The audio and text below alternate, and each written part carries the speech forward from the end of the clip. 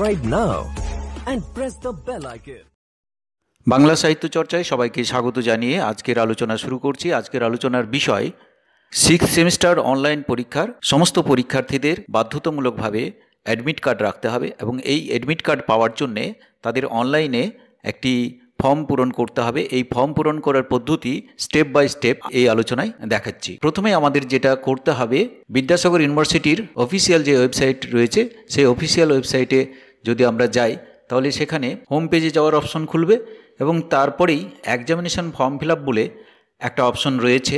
Examination form fill up for under graduate 6th semester examination 2022, এটা যদি আমরা click করি, এটা ক্লিক করলেই আমরা সেই পোর্টালে under graduate examination form submission যে পোর্টাল, সেই পোর্টালটা খুলে যাবে।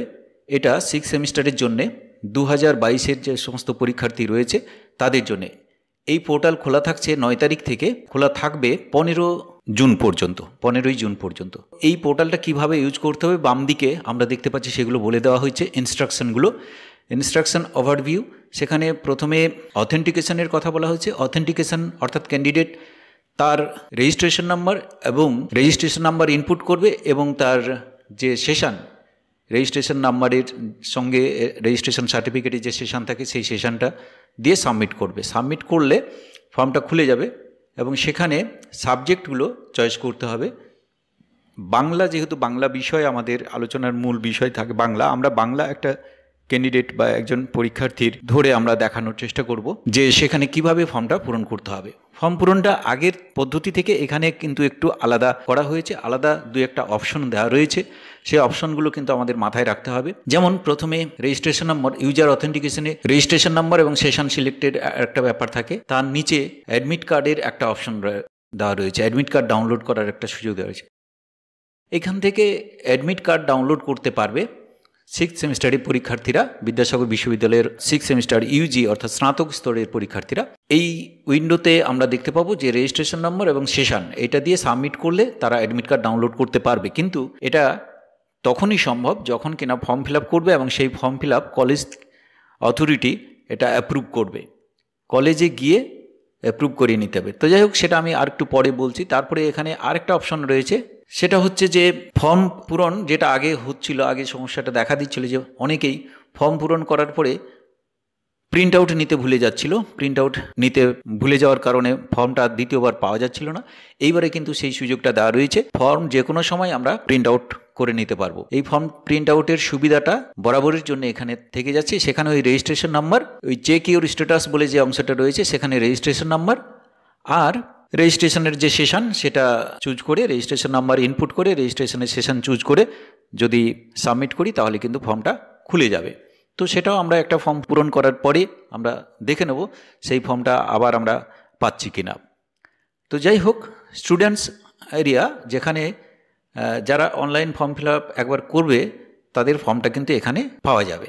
যদি কোনো ভুল হয়ে থাকে, ফর্ম পূরণের ক্ষেত্রে যদি ভুল হয়ে থাকে, কলেজ অথরিটি কিন্তু কলেজ তাদের যে লিঙ্ক দেওয়া রয়েছে কলেজগুলো, সেখান থেকে তারা সংশোধন করতে পারবে যদি সাবজেক্ট চয়েসে কোনো ভুল হয়ে থাকে ইত্যাদি। ফর্মটা পাওয়া যাচ্ছিল না, ফর্মটা নতুন করে পাওয়ার সুযোগ থাকছিল না, অতীতের অভিজ্ঞতায় দেখা গেছে। এইবারে 2022-এর 6th সেমিস্টার পরীক্ষায় এই চেক ইউর স্ট্যাটাসে এখানে রেজিস্ট্রেশন নাম্বার আর সেশন যদি দেওয়া হয় তাহলে ফর্মটা পাওয়া যাবে। এই সুযোগটা এবারে দেওয়া হয়েছে, এই সুযোগটা এবারে থাকছে। তো যাই হোক, আমরা দেখে নিচ্ছি। একটা আমরা রেজিস্ট্রেশন নাম্বার ইনপুট করছি। এখানে রেজিস্ট্রেশন নাম্বার ইনপুট করার পরে সেশন সিলেক্ট করতে হবে। সেশন দেওয়া আছে 2019-20, 2018-19, 2017-18, তিনটে অপশন দেওয়া রয়েছে, কিন্তু ম্যাক্সিমাম ক্ষেত্রে 2019-20টা হবে। দিয়ে সাবমিট করলে আমরা দেখতে পাবো ফর্মটা খুলে যাচ্ছে। ফর্মটা খুলে যাওয়ার পরে আমরা দেখে নেব যে ফর্মে সব কিছু ঠিকঠাক আছে। এখানে ছবি থাকবে, শিক্ষার্থীর বা পরীক্ষার্থীর সই বা সিগনেচার থাকবে, তার শেষে নাম থাকবে, রেজিস্ট্রেশন নাম্বার, সেশন এগুলো তো থাকবে, কলেজের নাম থাকবে, ক্যান্ডিডেটের নাম, ক্যান্ডিডেটের পিতামাতা বা অভিভাবকের নাম থাকবে, ডেট অফ বার্থ থাকবে, মোবাইল নাম্বার থাকবে এবং তার অন্যান্য যে অ্যাড্রেস ইত্যাদি, কাস্ট ইত্যাদি যে বিষয়গুলো সেগুলো ঠিকঠাক আছে কিনা দেখে নেবে। এগুলো যদিও সংশোধন করার উপায় নেই, ফোন নাম্বারটা কেবলমাত্র চেঞ্জ করা যায়, আপডেট করা যায়, আর অন্য কোনো সুযোগ দেওয়া হয় না। এরপরে যেটা করতে হবে, সাবজেক্ট কোর্স। আমরা বলছিলাম যে সাবজেক্ট চয়েসের ব্যাপারটা, সাবজেক্ট চয়েসের ক্ষেত্রে বাংলা অনার্সে সিসি 13, সিসি 14 এগুলো তো লোক সাহিত্য রয়েছে, সিসি 13, সিসি 14 রয়েছে সংস্কৃত, ইংরেজি ও প্রতিবেশী সাহিত্যের ইতিহাস। আর ডিএসসি এবং ডিএসসি 4 এইগুলোতে কিন্তু সিলেক্ট করতে হয়।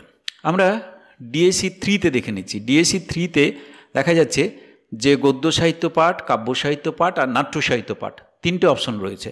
তো আমরা এখানে সিলেক্ট করে নিচ্ছি নাট্য সাহিত্য পাঠ। ব্যাস, এরপরে আমরা দেখে নেব ডিএসসি 4। এখানে 4টা অপশন থাকবে, 4টা অপশন থাকার কথা। হ্যাঁ, রবীন্দ্র সাহিত্য পাঠ, উপন্যাস সাহিত্য পাঠ, আর 4টা অপশন রয়েছে, 4টা কোর্স। রবীন্দ্র সাহিত্য পাঠ, উপন্যাস সাহিত্য পাঠ, প্রকৃতি চেতনামূলক, জাতীয়তামূলক ও বিশ্ব মানবতামূলক সাহিত্য পাঠ। আর 4 নম্বরে থাকছে বাংলা সাহিত্য এবং চিত্র, চলচ্চিত্র ও ক্রীড়া। তো আমরা এখানে রবীন্দ্র সাহিত্য পাঠ অর্থাৎ প্রথমে যেটা রয়েছে সেটা সিলেক্ট করে নিচ্ছি। এই দুটো কোর্স বাংলা অনার্স যাদের ডিএসসি 3 এবং ডিএসসি 4 এইখানে সাবধানের সঙ্গে চুজ করতে হবে। অর্থাৎ যার যেটা রয়েছে, কলেজে যেটা পড়ানো হয়েছে বা ইন্টারনাল যে কোর্সটার ওপরে দিয়েছো সেটাই কিন্তু ডিএসসি 3 এবং ডিএসসি 4-এ সেই সাবজেক্টগুলো চয়েস করতে হবে।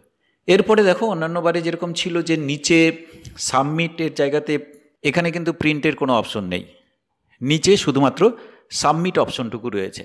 তাহলে আমরা কি করব না সাবমিট করব। সাবমিট অপশনে গিয়ে এখানে ক্লিক করতে হবে। তখন একটা পপ আপ খুলে যাবে উপরের দিকে, pcdpcal.com says are you sure you want to confirm selection cannot be undone, এরকম একটা, যে নিশ্চিতভাবে যে সাবজেক্টগুলো চয়েস করা হয়েছে এইটা কনফার্ম করা হবে, এই ফর্মটা সাবমিশনটা কি কনফার্ম করতে চাইছো? যদি ওকে করে দাও তাহলে কিন্তু আর কোনো পরিবর্তন করা যাবে না। ওকে করে দিলে তোমার ফর্মটা এবার পূরণ করা হয়ে গেছে এবং সেই পূরণ করা ফর্মটা কিন্তু খুলে যাবে। পূরণ করা ফর্মটা খুলে গেলে নিচে সাবজেক্টগুলো দেখে নাও। দেখো বেঙ্গলি সিসি 13, সিসি 14 লোকসাহিত্য, 14-এ সংস্কৃত, ইংরেজি ও প্রতিবেশী সাহিত্যের ইতিহাস।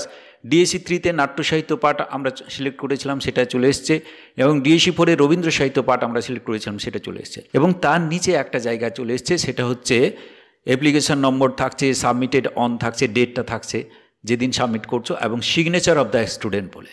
এবং তার নিচে একটা নোটিশ আকারে বলে দেওয়া রয়েছে, this form is valid only after proper approval by the college authorities.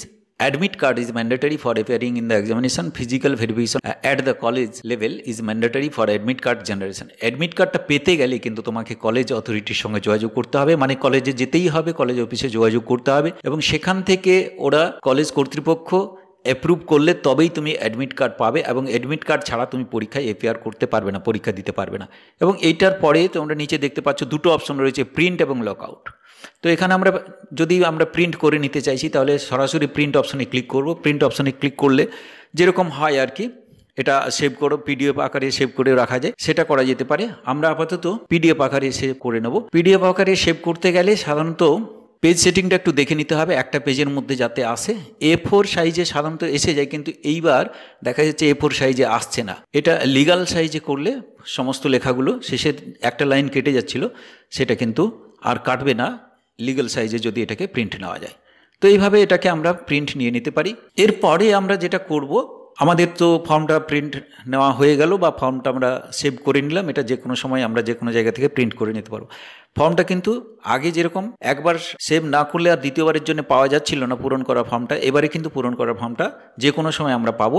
আমরা দেখে নিই যে প্রিন্ট অ্যাডমিট কার্ড এখানে যদি আমরা ইনপুট করি, অর্থাৎ রেজিস্ট্রেশন নাম্বার এবং সেশন দিয়ে ফর্ম পূরণের পরে কি বলছে, আমরা কি অ্যাডমিট কার্ডটা পাবো। সেশন সিলেক্ট করে হলো 2019-20 এবং সাবমিট করা হলো। সাবমিট করার পরে দেখা যাচ্ছে your examination form has not approved by the college authority, please contact your college. তার মানে অ্যাডমিট কার্ড পেতে গেলে ফর্ম পূরণ করা হয়ে গেল, কিন্তু হয়ে গেলেও আমাদের অ্যাডমিট কার্ড আমরা পাচ্ছি না। কলেজ অথরিটির সঙ্গে যোগাযোগ করতে হবে, তারা অ্যাপ্রুভ করলে তবেই আমি অ্যাডমিট কার্ড ডাউনলোড করতে পারবো। কোথা থেকে পারবো না, এখান থেকে। তো যাই হোক, ফর্মটা ঠিকঠাক পাওয়া যাচ্ছে কিনা, ফর্মটা হারিয়ে যাচ্ছে নাকি সেটা আমরা দেখি। চেক স্ট্যাটাসে যাচ্ছি আমরা। Students area who already submitted online examination form 6 semester 2022, তাদের জন্যে তারা মানে এই ফর্মটা আবার নতুন করে রেজিস্ট্রেশন নাম্বার এবং সেশন দিয়ে সাবমিট করলাম। সেখানে দেখা গেল যে নিজের নামটা উপরে উঠছে এবং প্রিন্ট ফর্ম একটা অপশন বাম দিকে থাকছে, ওখানে ক্লিক করলে পুরো ফর্মটা আমরা পেয়ে যাচ্ছি এবং সেই ফর্মটা যথারীতি যা ছিল তাই থাকছে। সেখান থেকে আমরা পরেও যে কোনো সময় প্রিন্ট করে নিতে পারবো, কোনো অসুবিধা নেই। ফর্ম পূরণটা তাহলে নিজেই তোমরা নিজেরা করে নিতে পারবে, কোনো অসুবিধা নেই এবং ফর্ম হারিয়ে যাওয়ারও কোনো ব্যাপার না, এবারে ফর্মটা থাকছেই। পরীক্ষা সবার ভালো হোক এই শুভেচ্ছা জানিয়ে আজকের আলোচনা শেষ করছি। যদি কোনো ধরনের সমস্যা হয়ে থাকে তাহলে তোমরা সেগুলো নিয়ে কমেন্ট করে জানাবে, আমরা তাদের সেই প্রশ্নগুলোর উত্তর দেওয়ার চেষ্টা করব। সবাইকে ধন্যবাদ।